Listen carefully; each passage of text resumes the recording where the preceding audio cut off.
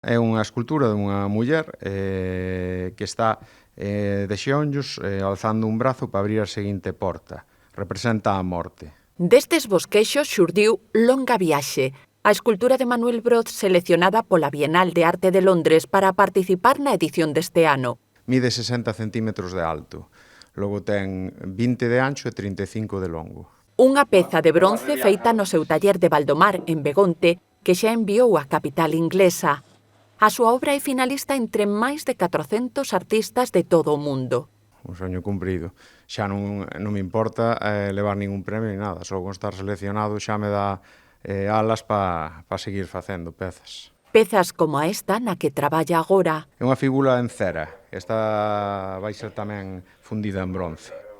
Representa a Ortegal, o dios das mareas. E outras xa rematadas. Unha Venus de Willendorf 2.0, a deusa da fertilidade que estudiábamos cando éramos pequenos. Aquí xen facela en moderno, dai que exaxerara muchísimo as caderas, os peitos e as formas femininas. Podelas poñer así e mirar a través delas.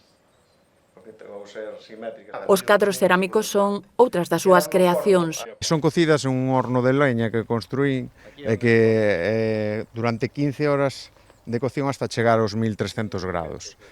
Como vedes, ten un degradado. Eso logro colocando as pezas en distintas alturas do forno. O que a llama incide distinta, e desa forma logro este degradado.